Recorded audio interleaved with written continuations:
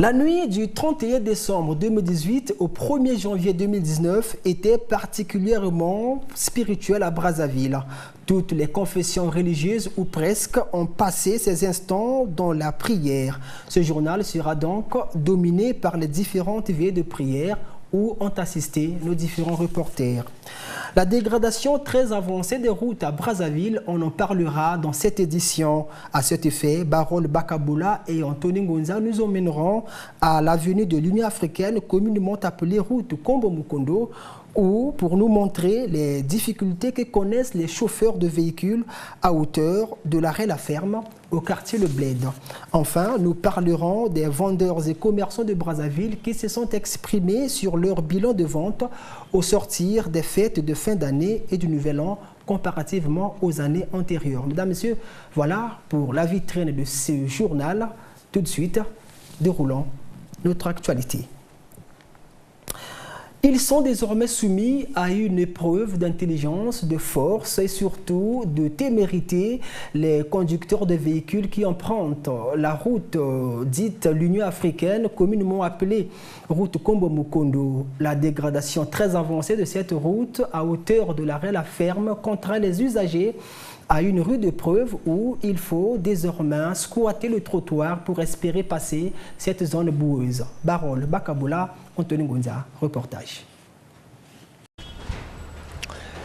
Il faut prendre le trottoir et ralentir à l'arrêt de bus La Ferme en Kombo pour ces automobilistes qui quittent Mukondo pour Nkombo. Ici, les voitures sont contraintes de dévier la chaussée dégradée pour squatter le trottoir, ce qui entraîne l'embouteillage et empêche les piétons de bien circuler. Causée par les pluies, selon les automobilistes, la dégradation de la chaussée à cet endroit n'arrange guère les chauffeurs, surtout aux heures de pointe. Je pense que les experts, ils doivent venir voir, mais pourquoi aujourd'hui les routes se trouvent dans cet état? Est-ce que c'est à cause des pluies ou c'est le soleil? Et par rapport à tout ça, je pense qu'ils doivent trouver des solutions. Que d'avoir des gens qui ne sont pas concernés, mais ils ont l'habitude de colmater, de retrouver quelques sables, quelques briques de jeter, et nous payons des 100 francs, des 200 francs CFA. Ça, c'est pas trop bien. Regardez ce qu'on a fait. De vous-même d'abord, de vos yeux, vous voyez ce que nous on a mis. Au lieu de nous mettre au moins les dalettes ou le goudron, c'est le sable qu'on vient nous poser là. Ça nous pose des problèmes. Il n'y a même pas comment passer. Le circuit n'est plus comme se doit. À 1 km, 2 km, vous avez ce même problème. Donc, Les usagers de cette route lancent un cri de cœur auprès des autorités en charge de la réhabilitation de ces travaux. Les autorités doivent quand même faire un effort, parce que je pense que la vision du chef de l'État, c'était de pouvoir arrimer tous les quartiers. Donc en passant par Kombo, en allant jusqu'à Mukondo, ça n'existait pas. Mais nous avons déjà ces chefs-d'œuvre-là, pourquoi pas pérenniser ça, essayer de pouvoir garder ça, afin que demain, au moins, les générations futures se rendent compte qu'il y avait un chef d'État qui avait quand même fait cette bretelle qui reliait les quartiers qui n'existaient pas au départ. Ce que nous voulons, c'est qu'on puisse nous mettre les dalettes, qu'on puisse bien passer.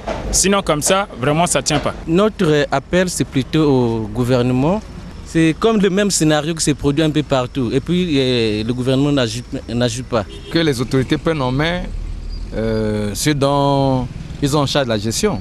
Ces mêmes chauffeurs se sont indignés du paiement paradoxal des taxes de roulage. Mais nous qui roulons, nous on paye tout ce qu'il faut. Taxes de roulage, patente, assurance, nous on paye. Pour nous les chauffeurs, nous on voit que nous on paye tout. Mais c'est nous qui perdons. Taxe de roulage, d'après notre connaissance, c'est pour permettre au gouvernement ou la mairie à la réparation des routes. Mais apparemment, ils ne le font pas. Les difficultés des chauffeurs à cet endroit durent 2 ans. Un engin a même été dépêché pour remblayer les trous, mais en vain. Voilà, une situation très difficile pour ces conducteurs. Toute autre chose dans ce journal, à l'orée des fêtes de Nativité et de Saint-Sylvestre, commerçants et vendeurs se font des stocks nécessaires de marchandises avec espoir de les écouler pendant ces périodes festives. Quelques jours après ces fêtes, quel est donc le bilan pour les commerçants et vendeurs des produits de consommation et autres articles liés à la fête? Cette période a-t-elle été prolifique pour eux? Et le mot de réponse dans ce reportage est signé Jubela Bongo, Prince Narata et Eric Kabomba. Pour ces vendeurs des articles d'habillement, des jouets des enfants, de coiffure que nous avons rencontrés au marché Poto Poto, Mungali et Total, la vente a été satisfaisante durant la période des fêtes. À la fin d'année, on a fait quelque chose. Sinon, toute l'année, on a galéré. Mais à la fin d'année, là, on remercie Dieu. Les stocks sont déjà partis un peu. Vu que c'était le marché de la kermesse, il suffisait seulement d'avoir la marchandise. Là, tu pouvais faire les affaires. Pendant les fêtes, c'était quand même mieux par rapport à l'année passée. Nous, on remercie Papa Sassou parce que lui, il a payé les gens double salaire. Ça a permis aux commerçants de faire un de plus par rapport à l'année passée. Du côté de ces vendeurs des produits alimentaires, certains n'ont pas pu écouler leurs marchandises. Le cas de cette commerçante au marché total à Bakongo. On n'a pas bien vendu. Même si on a payé double salaire, mais chez moi, là, moi, je n'ai pas bien vendu.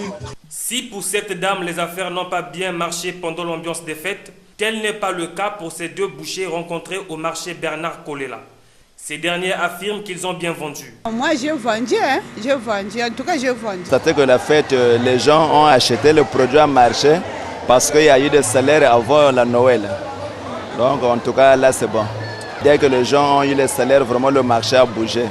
Le souhait des vendeurs est de faire mieux en décembre prochain. Maintenant, au veillées de prière de fin d'année, et rendons-nous tout d'abord à l'église La Nouvelle Alliance au Congo pour vivre le réveillon organisé par le pasteur Kevin Lekonga. Question de consacrer l'année 2019 entre les mains de Dieu. Jude Moutali, Barol, Bakaboula. De nombreux Brazzavillois ont pris d'assaut ce lundi 31 décembre 2018 l'église de la Nouvelle Alliance au Congo que dirige le pasteur Kevin Lekonga. Ils sont venus passer ce dernier jour de l'année 2018 dans la présence de Dieu. La louange, l'adoration, le théâtre étaient au rendez-vous. Ici, il fallait être un fin danseur pour tenir le coup. L'ambiance était explosive.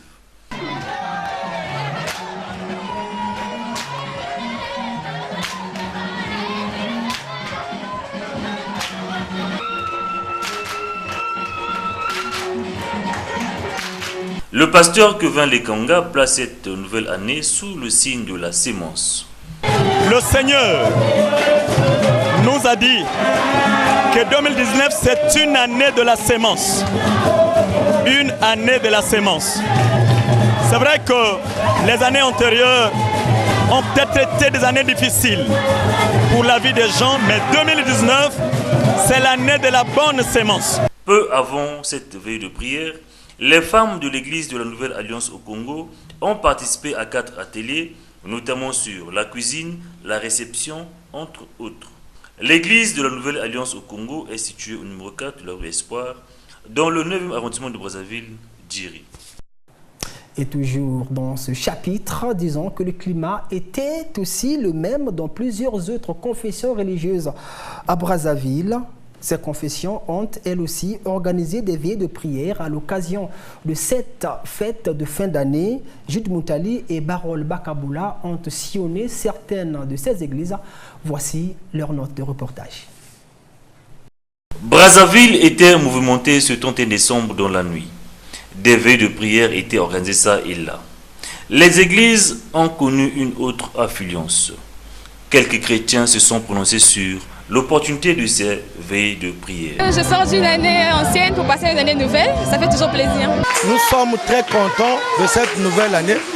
Nous voyons déjà les merveilles de Dieu par la louange et par l'adoration. Nous savons que l'Éternel va beaucoup agir et faire dans cette nouvelle année. À l'église cité de délivrance Jardin d'Éden, l'année 2019 a été placée sous le signe de la percée. En tout cas, partout où nous sommes passés, aucun incident n'a été observé. Le 31 décembre, c'était aussi du show aux assemblées de Dieu de Pentecôte du pasteur prophète Demba Esaïe. Plus de 1000 chrétiens venus de Brazzaville et de tous les départements du Congo s'étaient rassemblés pour vivre ensemble la transition entre les années 2018 et 2019. Images et commentaires.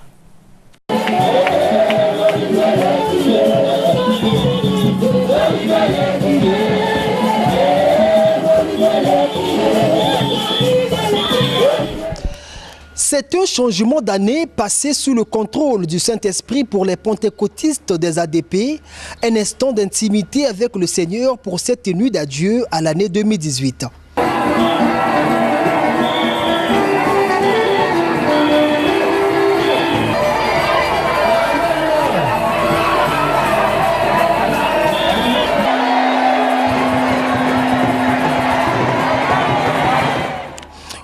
d'allégresse et de remerciement à l'Éternel Dieu pour ses bienfaits qu'il fallait à tout prix exprimer par des chants.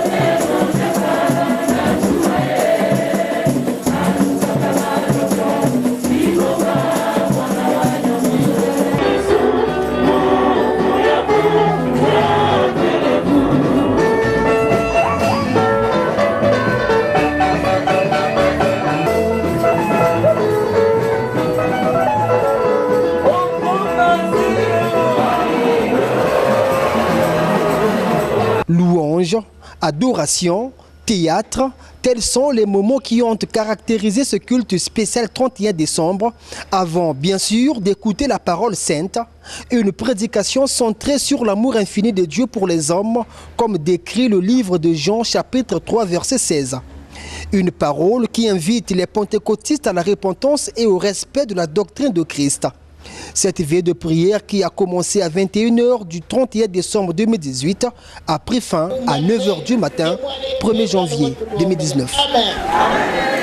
Cet élément, depuis les assemblées de Dieu de Pentecôte du pasteur prophète Demba Esaïe, met un terme à ce journal. Mesdames et messieurs, merci à vous de nous avoir suivis. Et surtout, nous sommes dans une nouvelle année. Bonne et heureuse année 2019 à vous qui nous suivez de partout et surtout en Gamakoso. Merci et à demain.